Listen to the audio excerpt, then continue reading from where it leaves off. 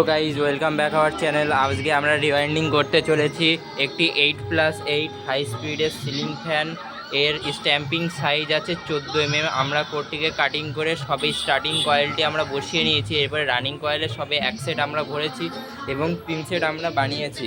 তো আমরা আজকে এর ডাটা আপনাদের কাছে শেয়ার করতে চলেছি। আমাদের কাছে অ্যালুমিনিয়ামের আমরা এটি অ্যালুমিনিয়ামের তারে ওয়াইন্ডিং করব, কারণ আগে এটি অ্যালুমিনিয়ামের ওয়ারে ওয়াইন্ডিং করা ছিল 34 নাম্বার অ্যালুমিনিয়াম তার, মানে 34 নাম্বার অ্যালুমিনিয়াম তার দিয়ে আমাদের কাছে ছিল না, তাই আমরা 35 নাম্বার তার দিয়ে একটা হিসাব করেছি। যা এখানে টোটাল স্টার্টিংয়ে আপনারা পাক দেবেন 490 35 নাম্বার অ্যালুমিনিয়ামের তার দিয়ে, এবং রানিং কয়েলে পাক দেবেন 510 টান 35 নাম্বার অ্যালুমিনিয়ামের তার দিয়ে।